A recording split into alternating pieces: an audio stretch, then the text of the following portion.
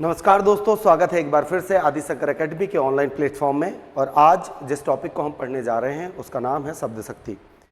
यदि आप हिंदी व्याकरण में अलंकार को, रसों को समझना है तो शब्द शक्ति के बारे में आपको पता होना चाहिए, क्योंकि हर शब्द में उसकी एक शक्ति छुपी होती है। जैसे एक बॉम्ब है, बॉम्ब फटता है, उसमें शक्ति है ना।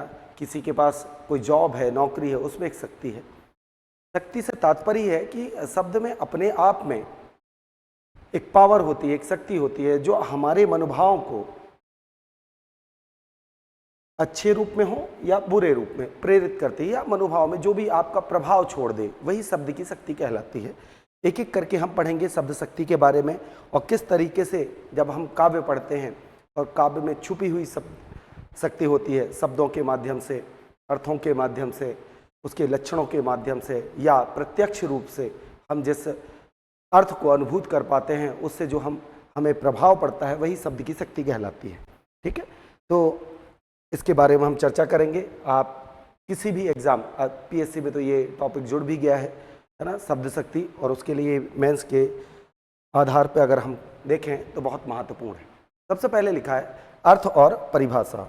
ये परिभाषा लिखना था, परिभाष हो गया है, इसको ठीक कर लेंगे। परिभाषा, अर्थ एवं परिभाषा। क्या है शब्द शक्ति? किसी शब्द का अर्थ प्रकट करने की क्षमता, शक्ति को ही हम क्या कहते हैं? शब्द की शक्ति कहते हैं। अर्थात शब्द में निहित अर्थ को हम शब्द की क्या कहते हैं? शक्ति कहते हैं। अब देखिए, आपने कई बार सुना होगा, सपोज आप रात को अंधेरे में जा रहे हो, आपके साथ कोई दोस्त जा रहा है ना। आपने एक मूवी देखी होगी जो अभी आई थी, मुझे याद नहीं है क्या नाम है उसका, चुड़ैल, है ना, वो मूवी आई थी। एक मूवी अभी और आई थी, स्त्री मूवी। तो रात के अंधेरे में अचानक हम 4 दोस्त जा रहे हैं या 2 दोस्त जा रहे हैं, और कोई भूत की कहानी सुनाने लगे। तो आपने एक शब्द सुना। क्या शब्द सुना? भूत। और उस अंधेरे, उस माहौल में आप क्या करने लगे? भय आने लगा। तो यह शब्द में छुपी हुई क्या है? उसकी शक्ति है, जो आपके मनोभावों को क्या करती है? प्रभावित करती है। एक नींबू लिया, उसको बढ़िया छीला, है ना, नींबू को बीच से काटा और आपके मुंह पे डाल दिया जाए, अब तुरंत आपके कानों में झंझनाहट होने लगी। तो नींबू शब्द सुनते ही मुंह में पानी आ जाना, है ना, आंखों में, कानों में झंझनाहट होने लगना, ये शब्द की शक्ति है। अर्थात जब हम किसी शब्द को सुनते हैं, उसके अर्थ को समझते हैं, और जो मनोभाव में हमारे प्रभाव पड़ता है, वही शब्द की क्या होती है? शक्ति होती है। तो शब्द शक्ति से तात्पर्य क्या है? मैंने आपको बताया कि किसी शब्द के अर्थ को प्रकट करने की उसकी जो क्षमता होती है ना, जो हमारे मनोभाव में प्रभाव छोड़ दे, है ना, वही शब्द की क्या कहला जाती है? शक्ति कहला जाती है। पहली चीज तो आसान शब्दों में कहें कि हम शब्द में निहित उसके अर्थ को ही हम क्या कहते हैं? शब्द शक्ति कहते हैं। रीतिकालीन आचार्य हैं चिंतामणि, उन्होंने लिखा है, जो सुनी परे सो शब्द है और समझी परे सो अर्थ। और अर्थ को समझने के बाद जो जिससे हम प्रभावित हो जाएं, जो हमारे मनोभावों पर जो भी प्रतिक्रिया, फल प्रतिफल छोड़े, वही उसकी क्या कहलाती है? शक्ति कहलाती है। परिभाषा की यदि मैं बात करूं, संस्कृत में काव्यशास्त्रों ने लिखा है कि शब्दार्थ मतलब शब्दों के अर्थ, संबंध क्या कहलाती है? शक्ति कहलाती है। कहकर शब्द शक्ति को क्या किया है? परिभाषित किया है। इनके अनुसार शब्द के जिस व्यापार से उसके किसी अर्थ का बोध होता है, वही क्या कहलाती है? शक्ति कहलाती है शब्द की। अर्थात बार बार मैं कह रहा हूँ, किसी शब्द को सुनकर हमें जो अर्थ समझ में आता है, और उस अर्थ से हमारे मनोभाव में जो भी प्रभाव पड़ता है, वही शब्द की क्या कहलाती है? शक्ति कहलाती है। अब काव्यगत इसके बहुत सारे अगर देखेंगे तो भेद होते हैं, या हम लिखते हैं, गद्य विधा हो या पद्य की विधाएं हो, दोनों तरीके से यह प्रयोग में लाई जाती है। इसके भेद की अगर हम चर्चा करें तो इसके भेद देखिए, थोड़ा सा विवाद है, बहुत सारे व्याकरणाचार्य हुए हैं, अलग अलग भेद बनाए हैं, लेकिन सर्वसम्मति से एक जो माने जाने वाला 3 प्रकार की शब्द शक्तियाँ होती हैं, 3 प्रकार के शब्द होते हैं। आचार्य मम्मट ने अपने काव्य प्रकाश नामक ग्रंथ में लिखा है, संस्कृत का यह ग्रंथ है, कि शब्द शक्तियों को कितने प्रकार से? 3 प्रकार से विभाजित किया है, या 3 प्रकार से माना है। पहला लिखा है अभिधा, दूसरा है लक्षणा, और तीसरा है व्यंजना। अभिधा से तात्पर्य है वाचक शब्द, मतलब जो अपने प्रत्यक्ष अर्थ को दे दे, है ना। जैसे मैंने कहा गाय जा रही है, मोहन आ रहा है, बच्चे दौड़ रहे हैं, तो हम प्रमुख अर्थ जो मुख्यार्थ है ना, जो प्रत्यक्ष सामने जो प्रतीत होता है उस सीधा सीधा हम अर्थ निकाल लें, उसी शब्द को हम क्या कहते हैं, उस शब्द की कह जाती है अभिधा शब्द शक्ति, और ऐसा शब्द कहलाता है वाचक शब्द। अर्थगत अगर मैं बात करूं तो उसके अर्थ को हम कहते हैं वाच्यार्थ, मुख्यार्थ या अभिध्यार्थ, इन 3 नामों से आप उसे पुकारते हैं। दूसरा है लक्षण, अर्थात जब मुख्य अर्थ बाधित हो जाए, मुख्य अर्थ बाधित हो जाए मतलब जो हम बोलना चाह रहे हैं उसका अर्थ वह न होकर कोई उनके लक्षणों पर हम बात कर लें, है ना, तो उसे हम क्या कहते हैं, लक्षण शब्द शक्ति कहते हैं, और ऐसा शब्द लक्षक शब्द कहलाता है, ठीक है। और अर्थ की बात करूं तो उसे हम लक्ष्यार्थ कहते हैं। तीसरा होता है व्यंजना शब्द शक्ति, ना तो वो मुख्यार्थ ले, ना तो लक्षणा की बात करे, अपितु अलग ही एक व्यंग्यार्थ, मतलब अलग अलग स्थिति पर अलग अलग अर्थ को प्रकट करे, तो उसे हम क्या कहते हैं, व्यंजना शब्द शक्ति कहते हैं, और ऐसा शब्द व्यंजक शब्द कहलाता है, और अर्थगत उसे हम कहते हैं व्यंग्यार्थ, ठीक है। चलिए एक एक करके इसको डिस्कस करेंगे, बड़े आसान है, बिल्कुल इतना नहीं सोचना है कि शब्द बहुत भयंकर हैं या भारी भारी शब्द हैं तो इसका बहुत भयंकर अर्थ होता है। आपने अलंकार पढ़े हुए हैं, रस पढ़े हुए हैं, अभी हम उनकी चर्चा करेंगे तो आपको समझ में आ जाएगा कि इन शब्द शक्तियों का क्या तात्पर्य है। सबसे पहले आते हैं, सबसे पहले अभिधा शब्द शक्ति की अगर हम बात करते हैं तो लिखा है, जब किसी शब्द को सुनते ही, पढ़ते ही, हमने सुना, पढ़ा और हमने प्रत्यक्ष अर्थ को, श्रोता या पाठक उस शब्द का सबसे पहले साधारण, लोक प्रचलित अर्थात मुख्य अर्थ ग्रहण कर ले, तो उसे हम क्या कहते हैं, अभिधा शब्द शक्ति कहते हैं। अर्थात कोई शब्द लिखा है, जैसे लिखा है राजा दशरथ अयोध्या के राजा थे, अब इससे कोई भिन्न अर्थ आप नहीं निकालोगे, प्रत्यक्ष अर्थ पता चल रहा है कि हम राजा दशरथ की बात कर रहे हैं और वह क्या थे, अयोध्या के राजा थे।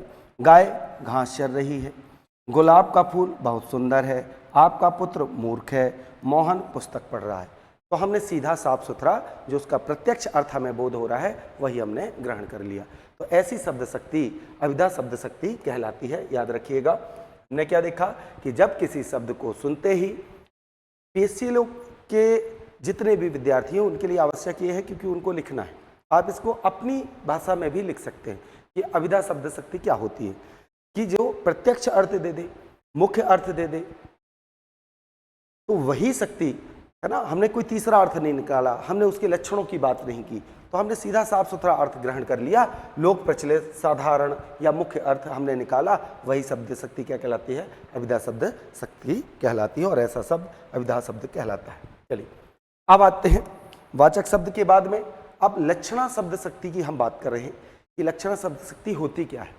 लक्षणा लक्षणों पर आधारित होती है, अर्थात जब आप मुख्य अर्थ को छोड़ दें, क्या करें, मुख्य अर्थ अगर मान के चलो कोई लाइन लिखी है उसे आप मुख्य अर्थ तो लें किंतु उसके साथ में एक भिन्न अर्थ, उसके लक्षणों की बात करें।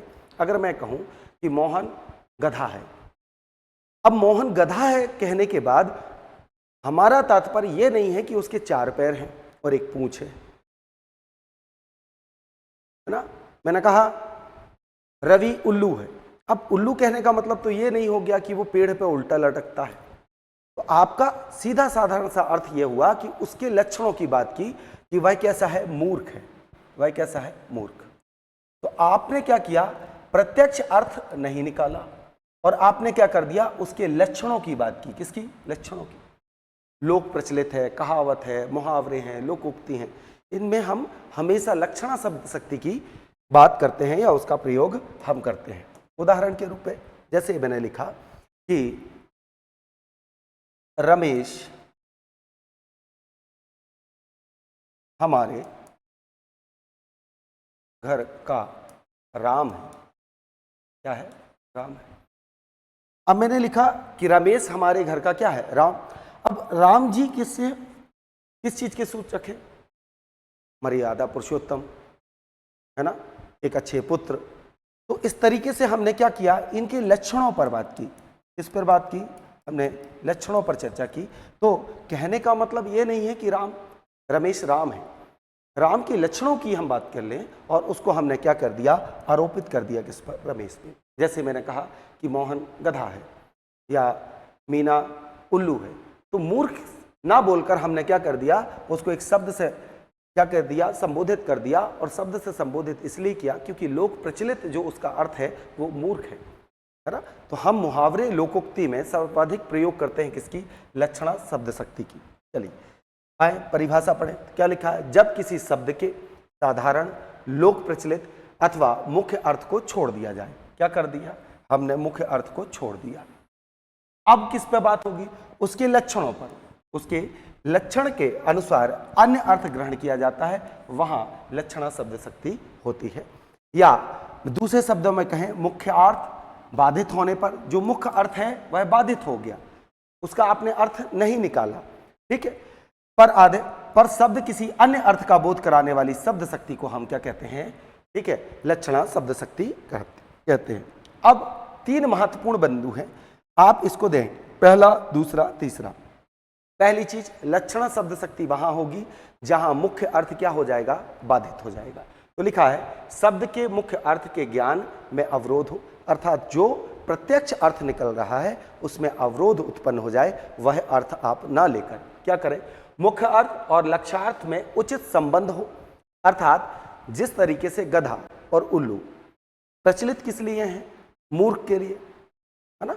तो हमने क्या किया, मुख्य अर्थ और लक्ष्यार्थ दोनों में उचित क्या है, संबंध है, तभी हमने उसका प्रयोग किया। चूंकि हमें रमेश को मूर्ख कहना था इसलिए हमने गधा का प्रयोग किया, हमने बैल का प्रयोग नहीं किया, हमने ऊंट का प्रयोग नहीं किया।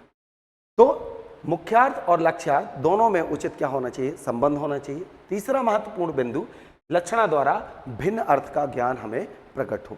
इन 3 तत्वों के आधार पर ही लक्षणा शब्द शक्ति क्या होती है, प्रदर्शित होती है। आ जाए, जैसे लिखा है, रवि गधा है, लाठियां चल रही हैं, अरे अंधेरा हो गया। अब समझिए, अब यहां पर मैंने 3 चीजें, एक उदाहरण ले लेते हैं। जैसे रवि गधा है, तो पहले देखें, रवि की पूंछ नहीं है, ना ही रवि के 4 पैर हैं। इसका मतलब क्या है कि शब्द का मुख्य अर्थ में क्या हो गया, अवरोध हो गया, पहली कंडीशन। दूसरी, गधा मूर्ख के रूप में प्रचलित है, अर्थात गधे का प्रयोग आपने यहां पर किया, ना कि आपने बैल का प्रयोग किया। तो लिखा है, मुख्य अर्थ और लक्ष्य अर्थ में उचित संबंध होना। दूसरी कंडीशन हमारी ये पूरी हो गई। उसी प्रकार से अर्थात रवि क्या है, मुख्य अर्थ। अब ये तीसरा अर्थ निकला, तो दूसरा अर्थ निकला, अर्थात लक्षणा द्वारा भिन्न अर्थ की हमें क्या हो गई, प्राप्ति हो गई। इस प्रकार से इस वाक्य में कौन सी शब्द शक्ति है, लक्षणा शब्द शक्ति है। उसी प्रकार से अगर मैं कहूं लाठियां चल रही हैं, तो लाठियां चल रही हैं, तो आपको पता है लाठियों के पैर तो होते नहीं हैं, ठीक है। तो सबसे पहले मुख्य अर्थ में क्या हो गया, अवरोध हो गया, ठीक है। लाठियां चलने का मतलब क्या होता है, लड़ाई से संबंधित होता है, इसलिए आपने क्या प्रयोग किया, लाठी। अब इसकी जगह आप ये नहीं बोलोगे कि गधा चल रहा है या गधे चल रहे हैं। तो हमने मुख्य अर्थ के साथ और लक्ष्यार्थ के साथ में उचित क्या बना लिया, संबंध बना लिया। फिर लक्षणा द्वारा भिन्न अर्थ, इसका मतलब क्या हो गया, झगड़ा, लड़ाई से हमने किया। तो इस तरीके से हमने क्या किया, लक्षणा शब्द शक्ति को समझा। बड़ा आसान है, ज्यादा कुछ दिमाग नहीं लगाना है, सीधा साफ सुथरा सा है। आगे आ जाते हैं। अब लक्षणा के कितने भेद होते हैं, 4, कुछ जगह 5 है, कुछ जगह 6 हैं। मैं सर्वसम्मति से आपको बता रहा हूं कि कितने भेद हम इनके पढ़ना है। तो पहला होता है रूढ़ि लक्षणा। पहला कौन सा है, रूढ़ि लक्षणा। दूसरा है प्रयोजनवती, फिर उपादान और लक्षण लक्षणा। एक एक करके इनको समझेंगे। सबसे पहले आ जाते हैं रूढ़ि लक्षणा। रूढ़ि का मतलब क्या होता है, रूढ़ हो जाना, मतलब लोक प्रचलन है, कई सालों से चला आ रहा, कहानियों में सुनते आ रहे हैं, मुहावरे हैं, लोकोक्ति हैं, यह हमेशा रूढ़ि लक्षणा कहलाती हैं। अर्थात यह लक्षणा शक्ति में शब्द का अर्थ परंपरा या रूढ़ि के कारण होता है। परंपरा मतलब लोक रीति चली आ रही है, हमने उसको सुना है, बार बार उसका प्रयोग करते हैं, ठीक है, के कारण निर्धारित होता है। अर्थात शब्द की जिस शक्ति से मुख्यार्थ बाधित होने पर रूढ़ि अर्थात परंपरा या लोकोक्ति के अनुसार हम उसका अर्थ ग्रहण करते हैं, वह क्या कहला जाता है, रूढ़ि लक्षणा कहलाता है। जैसे समझिए, क्या लिखा है, मोहन ने पिता का नाम मिट्टी में मिला दिया। क्या कर दिया, मिट्टी में। अब मिट्टी में मिलाना क्या है, प्रचलित है, बदनाम कर देना, अपयश के लिए हम प्रयोग करते हैं। तो हमने क्या किया कि मोहन के पिता का नाम क्या किया, मिट्टी में मिला दिया। तो इसका अर्थ क्या है, हमने कहां से लिया, लोकोक्ति या मुहावरे से ले लिया। रूढ़िवादी जो शब्द रूढ़ हो चुके, रूढ़ के कहने का तात्पर्य यह है कि जब आप किसी शब्द को प्रयोग करेंगे, जैसे हमने पंकज को पढ़ा तो पंक धनजा, अब कीचड़ में तो बहुत सारी चीजें जन्म लेती है, लेकिन हमने लोक प्रचलन के कारण उसका एक अर्थ निकालते हैं, वह क्या है, कमल।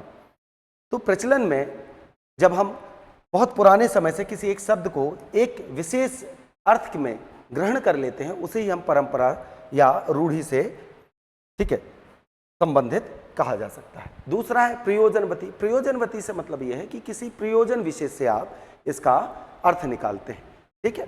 जैसे प्रयोजनवती लक्षणा के अनुसार समान शब्दों का अर्थ प्रयोजन के अनुसार बदल जाता है, अर्थात किसी विशेष परिस्थिति में जब आप किसी का प्रयोग करते हैं नाम का, जैसे लिखा है मोहन आग है। मोहन क्या है, आग है, हाथ मत लगाना। मतलब अब यहां पे मोहन आग तो नहीं, आग जैसे जलता है, लेकिन किस प्रयोजन से प्रयोग, आपने आग का प्रयोग किया, क्रोध के दृष्टिकोण से की। मोहन कैसा है, बहुत क्रोधी है, बहुत ताकतवर है या शक्तिशाली है, या वो अपने शत्रु को नष्ट कर देता है, तो इसलिए हमने क्या बोला कि मोहन आग है, हाथ मत लगाना।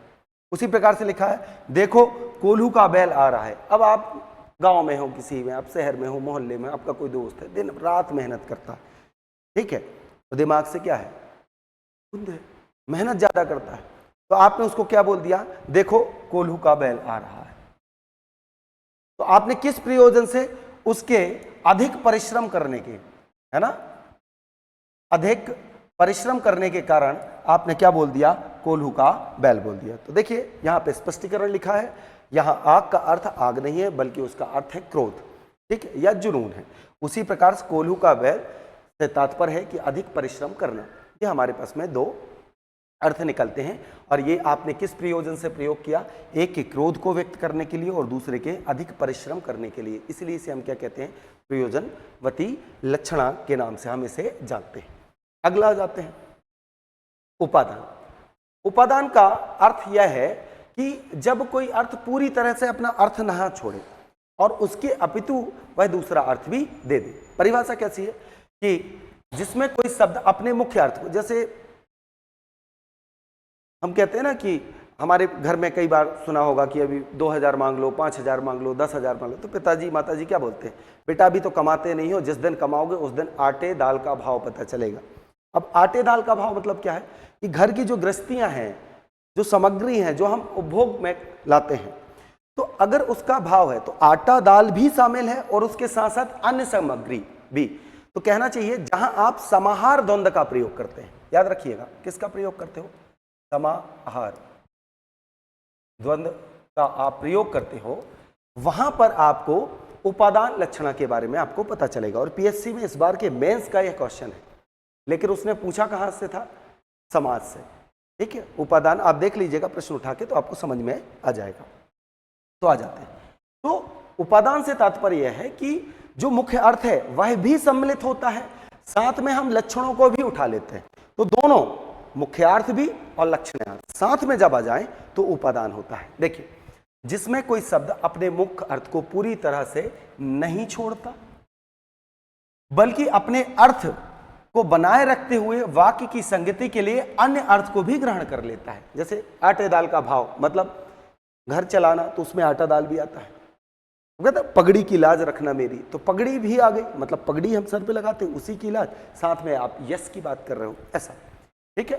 तो पगड़ी की लाज रखिए, खुद कमाओगे तब आटे दाल का प्रयोग हो, भाव पता चलेगा, पगड़ी की लाज। तो यहां पर देखिए पगड़ी का मुख्य अर्थ पगड़ी ही है, साथ ही इस वाक्य में उसके संगति के लिए पगड़ीधारी की लाज प्रतिष्ठा को भी वह क्या कर रही है, उसके यश को भी क्या कर रही है, प्रतिनिधित्व कर रही है। उसी तरीके से आटे और दाल, आटा और दाल दोनों सम्मिलित हैं, साथ में गृहस्थ जीवन में या गृहस्थी में जो उपभोग करने वाली या उपयोग में आने वाली जो अन्य सामग्री है गृहस्थी की, वही भी इसके साथ में क्या हो रही है, समाहित हो रही है। तो दोनों अर्थ को मुख्य अर्थ के साथ में अन्य अर्थ लक्षण को भी समाहित करती है, दोनों अर्थ निकालती है, तो उसे हम कहते हैं प्रयोजनवती कहते हैं। चलिए आगे आ जाए। आपको देखिए, मैं कई बार कह रहा हूँ, यदि आपको समस्या है, कोई चीज़ नहीं समझ में आती है, आप कमेंट्स में लिख दीजिए। मैं 1 दिन, 2 दिन, 3 दिन, कभी भी हफ्ते भर के अंदर चेक कर लेता हूँ कि किसी ने कोई चीज़ बोली हो या उसकी कोई क्वेश्चन हो, तो मैं प्रयास करता हूँ कि जितना बेहतर हो सके, जितने आसान तरीके से मैं आपको इसको परोस सकूँ। क्योंकि अभी अगर मैं काव्य पढ़ाने चले जाऊँ, शब्द श्लेष पढ़ाऊँ, अर्थ श्लेष पढ़ाऊँ, फिर आपको जब अर्थगत आपका शब्दकोश ही उतना क्षीण होगा, उतना परिपक्व नहीं है, अच्छा शब्दकोश नहीं है आपका, तो फिर आपको समझने में थोड़ी सी दिक्कत हो जाएगी। तो बेहतर है कि आपको मेंस लिखना है, किसी को ऑब्जेक्टिव लगाना है, तो पास हो जाओ, है ना, अच्छे अंक आ जाए, मेरा हमेशा से यही उद्देश्य रहा है। अब आते हैं लक्षण लक्षणा। ठीक है, इसका मतलब क्या है कि किसी के लक्षण के लेकर, जो हम पहली चर्चा किए थे कि किसी के लक्षण, जैसे गधा क्यों प्रचलित है मूर्ख के रूप में, है ना, लोमड़ी, है ना, तो लोमड़ी किस लिए? चालाक के लिए है। शेर किस लिए? ठीक है, एक कॉन्फिडेंस के लिए। तो ऐसे जो लोक प्रचलन में है कि जिसका लक्षण ही बन गया है, तो लक्षण लक्षणा का मतलब है कि केवल के लक्षणों की बात करें। जैसे उल्लू प्रचलित क्यों? ठीक है, मूर्ख के लिए गधा प्रचलित है। शब्द का मुख्य अर्थ पूरी तरह से लुप्त हो जाता है, कोई अर्थ नहीं निकलेगा। मतलब आपने अगर रमेश को उल्लू बोला तो इसका मतलब है दिमाग में कभी भी उल्टा लटका हुआ वो नहीं आएगा, केवल एक अर्थ निकलेगा कि ये उल्लू है। उल्लू मतलब मूर्ख है, गधा है मतलब ना समझ है, ऐसा। तो समझिए, शब्द का मुख्य अर्थ पूरी तरह लुप्त हो जाए, केवल लक्षण अर्थात उसके अन्य अर्थ पर ही प्रकट होता है, अर्थात लक्षण के आधार पर व्यक्त होने वाली शब्द शक्ति लक्षणा शब्द शक्ति, लक्षण लक्षणा शब्द शक्ति कहलाती है। जैसे लिखा है, रोहित उल्लू है, पंकज का हृदय पत्थर का। पत्थर का मतलब कठोर हो जाना, सीधे एक। पंकज का हृदय कैसा है? हृदय पत्थर है। अब पत्थर है, इसका मतलब है असंवेदनशील है ना, जिसके अंदर मनोभाव में कोई संवेदनाएं ना हो, है ना, इमोशनल ना हो, तो पत्थर है, कठोर होना। ठीक, उल्लू होना मूर्ख होना, तो वही लिखा है यहाँ, उल्लू पक्षी के अर्थ में ना होकर मूर्ख और एवं पत्थर के हृदय को हमने क्या कर दिया, तात्पर्य कठोर या असंवेदनशील के रूप में हमने निरूपित कर दिया। बड़ा आसान है। ये हमारे पास में लक्षण शब्द शक्ति के 4 भेद है, महत्वपूर्ण है। नया नया सिलेबस में एमपीपीएससी में जोड़ा है। इस बार केवल भेद पूछे थे, आप परिभाषा ही पूछ सकते हैं। बड़े आसान तरीके से आप इसको लिख सकते हो यदि आपने समझा है तो। और जितना कॉन्सेप्ट है, जितना आसान तरीके से बताना है वह बता दिया। ज़्यादा मैं उसको कुरे दूँ, ज़्यादा बात करके ज़्यादा चीज़ें बताएं, तो शब्द शक्ति को मैंने समझाया सीधे साफ सुथरे से। आप जाते हो, आपके कान में अगर पड़ जाए कि चलो चलो चलो ये नींबू लो, नींबू काटो, मुंह में डाल दो, तो आपके कान में क्या होगी? झुंझुनी होने लगी, मुंह में पानी आ गया। आप आम के नाम से, मिठाई के नाम से, रसगुल्ले के नाम से, जलेबी, भूत के नाम से डर आ जाता है ना। कोई गीत सुन रहे हैं, अब वीर रस का कोई गीत, तो अंदर जोश बढ़ रहा है। तो भाई शब्दों की एक शक्ति है, तो वही आपके मनोभाव पर क्या करती है? प्रभाव छोड़ती है, फल प्रतिफल पड़ता है, उसी को शब्द शक्ति कहते हैं। बड़ा आसान, आसान भाषा में लिख के आओगे, ठीक है, आसान तरीके से नंबर मिल जाते हैं। ज़्यादा दिमाग लगाओगे, R&D लगाओगे, किताबों की भाषा समझ के लिखो, ज़्यादा अंक मिलते हैं। चलिए, व्यंजना शब्द शक्ति अगला है व्यंजना। अब सीधी साफ सुथरी बात यह है, मुख्य अर्थ और लक्षणों दोनों से भिन्न जब हम अलग अर्थ निकाल लें, अर्थात क्या होता है कि एक कोई शब्द लिखा हुआ है या कोई एक वाक्य लिखा हुआ है, एक पंक्ति लिखी, वह अलग अलग लोगों पर अलग अलग क्या होगी? फल प्रतिफल छोड़ेगी। मतलब हर व्यक्ति अपने आधार पर उसका अर्थ निकाल सकता है, वही व्यंजना है। कुल मिलाकर अगर मैं कहूं कि आप श्लेष अलंकार जब पढ़ते हो और एक ही शब्द में आप क्या करते हो? अनेकार्थी शब्द का प्रयोग करते हो, तो एक ही शब्द से अनेक अर्थ निकालते हैं, है ना। रही मन पानी राखिए, बिन पानी सब सून, पानी गए न उबरे, मोती मानस शून। तो आपने जब ये शब्द बोला तो पानी का तात्पर्य केवल जल से नहीं है, पानी का तात्पर्य किससे है? चमक से भी है, और पानी से भी है, और इज्जत प्रतिष्ठा से भी है। ऐसे हम क्या करते हैं? एक ही शब्द से अनेक अर्थ निकालते हैं। जैसे सपोज आपके घर पे अगर मैं कहूं, जैसे मैं कहूं सुबह हो गई, क्या हो गई? सुबह हो गई, मम्मी चिल्ला रही, आप सो रहे हो, अचानक मम्मी ने चिल्लाया, सुबह हो गई। अब सुबह हो गई से मतलब हर व्यक्ति अपने अपने लिए अर्थ निकालेगा। छोटे बच्चे हैं, उनका स्कूल का टाइम हो गया, कोई घूमने जाता है, उसके घूमने जाने का वर्कआउट का टाइम हो गया। पिताजी सुबह उठते हैं, भैया उन्हें फ्रेश रेस हो गए हैं, अब उनके चाय का टाइम हो गया। आपके घर पे अगर कोई माली है तो उसका पानी देने का टाइम हो गया, खाना वाले का नाश्ता बनाने का टाइम हो गया। अलग अलग चीज़ों के लिए, माता जी के पूजा का टाइम हो गया। तो हर व्यक्ति इस केवल इस वाक्य से अलग अलग अर्थ निकाल देता है। वही लिखा है यहाँ पे परिभाषा। एक उदाहरण से हमने समझा परिभाषा का शब्द, अभिधा और लक्षणा की सीमा से बाहर पड़ने वाला अर्थ जो शक्ति व्यक्त करती है उसे हम व्यंजना शब्द शक्ति कहते हैं। अंजन का मतलब होता है जैसे काजल लगाते हो, ठीक है, एक विशेष अंजन करना, तो वी धन अंजना व्यंजना कहलाता है, यण स्वर संधि है, याद रखिएगा। चलिए, तो व्यंजना शब्द का संधि विग्रह है वी धन अंजना, अर्थात विशेष प्रकार का अंजन। जैसे अंजन आंखों की सुरक्षा और सुंदरता के लिए उपयोगी है, उसी प्रकार से शब्दार्थ की सुंदरता के लिए व्यंजना शब्द शक्ति का सर्वाधिक। देखिए, इसलिए श्लेष अलंकार का प्रयोग किया जाता है और यहीं से आप श्लेष अलंकार को समझ सकते हो बहुत अच्छे से। हालांकि श्लेष अलंकार पढ़ाऊंगा तब भी आपके लिए आसान हो जाएगा, क्योंकि बहुत सारे लोग यमक और श्लेष में बहुत ज्यादा कंफ्यूज होते हैं, तो मैं उसको लेकर भी आपको बहुत अच्छे से बताऊंगा। लिखा है, शब्द की जिस शक्ति से वाच्यार्थ और लक्ष्यार्थ दोनों ही बाधित हो जाते हैं। क्या बाधित हो जाए? वाच्यार्थ मतलब ना तो मुख्य प्रत्यक्ष अर्थ दे रहा है, ना लक्षणों पर आधारित अर्थ दे, पर किसी अन्य अर्थ की ही प्रतीति होती है, वहां व्यंजना शब्द शक्ति होती है। जैसे मैंने अभी लिखा कि 7 बज गए या सुबह हो गई, शाम को 5 बज रहे हैं, शाम को 5 बज रहे हैं, सुबह की 7 बज गए, ऐसे हम शब्दों का प्रयोग करते हैं। तो देखें यहां पर लिखा है वाक्य में सुबह हो गई, ठीक है, अर्थात सूर्योदय का समय हो गया, परंतु व्यज्ञार्थ के अनुरूप भिन्न भिन्न हो सकते हैं। जैसे पूजा करने के वालों के लिए पूजा पाठ का समय हो गया, ठीक है, पढ़ने वालों के लिए विद्यालय जाने का समय हो गया, सुबह 8 बजे जाना है, पिताजी के लिए चाय का समय हो गया, आपके घर पे रसोईया है तो उसके भोजन बनाने या नाश्ता बनाने का समय हो गया, ठीक है, कि जो माली है तो उसका सुबह पानी पेड़ पौधों में, कोई घूमने जाता है, वर्कआउट करने जा रहा है तो भाई उसके लिए उसका टाइम हो गया। तो अलग अलग अर्थ निकलते हैं। व्यंजना शब्द शक्ति 2 प्रकार की होती है, शब्द के आधार पर और अर्थ के आधार पर भिन्न होती है। अर्थात जब शब्दगत हम बात करें कि कैसी व्यंजना हो, शब्दगत हो तो उसे शाब्दी कहते हैं, और जब अर्थगत हो तो उसे हम आर्थी कहते हैं। तो 2 प्रकार से हमें इसे पढ़ना है, शाब्दी व्यंजना और आर्थी व्यंजना। शाब्दी व्यंजना में व्यंग्यार्थ शब्द में निहित होता है, जैसे अभी मैंने बताया रहीमन पानी राखिए बिन पानी सब सून। अब याद रखिएगा, यदि मैं पानी की जगह क्या रख दूं? वारी रख दूं। अब वारी भी कहते हैं भाई, पानी को वारी भी कहते हैं। रहीमन वारी राखिए बिन वारी सब सून, वारी गए न उबरे मोती मानसून। अब इसमें श्लेष अलंकार समाप्त हो चुका है। क्यों?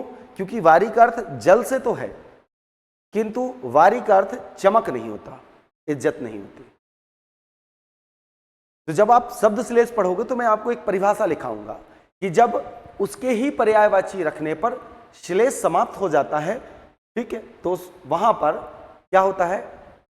शब्द श्लेष होता है। और जब आप पर्यायवाची रख लो किंतु अर्थ फिर भी बना रहे, वही श्लेष बना रहे, तो उसे हम आर्थी कहते हैं। तो यहां पर अनेकार्थी शब्द का प्रयोग होगा, यहां पर एक अर्थी शब्द का प्रयोग होगा। तो देखिए, शाब्दी व्यंजना में व्यंग्यार्थ शब्द में निहित होता है। जब व्यंजना शब्द पर आधारित हो, अर्थात जहां पर शब्द विशेष के कारण व्यंग्यार्थ निकलता हो, वही व्यंजना शब्द क्या शाब्दी व्यंजना शब्द शक्ति होती है। दूसरा, आर्थी में लिखा है इस व्यंजना में अर्थ विशेष की प्रमुखता होती है। इसमें अर्थ के द्वारा व्यंग्यार्थ की व्यंजना होती है, आर्थी व्यंजना कहलाती है। और यहाँ पर एक अर्थी शब्द का मतलब एक ही अर्थ अलग अलग पक्षों में आप निकाल लें, और आप एक ही शब्द को बार बार प्रयोग करके अलग अलग के लिए परोसते हैं, तो वो क्या कहला जाती है? शाब्दी कहलाती है। यहां पर यदि आप पर्यायवाची शब्द रख दोगे तो यह व्यंजना खत्म हो जाएगी, और यहां पर अगर आप पर्यायवाची शब्द रख भी दें तब भी उसके अर्थ हम निकाल सकते हैं। इस स्थिति में उदाहरण से समझते हैं, आइए। शब्दी में जैसे मैंने लिखा है रहीमन पानी राखिए बिन पानी सब सून। अब ये जो पानी शब्द है इसके 3 अर्थ निकलेंगे। मोती के लिए चमक, मनुष्य के लिए, मानस के लिए इज्जत प्रतिष्ठा, और चून मतलब चूना के लिए पानी शब्द, तीनों। अर्थात यहां पर क्या है? शाब्दी है। क्यों? क्योंकि पानी की जगह में अभी मैंने बताया कि वारी शब्द अगर मैं रख देता हूं तो यह श्लेष समाप्त हो जाएगा, तो इसलिए यह अब व्यंजना करने में असमर्थ हो जाएगी यदि मैं इसके पर्यायवाची रख देता हूं तो शब्द की महत्ता है केवल और केवल पानी की, और तीनों तरीके से वह लागू हो रहा है।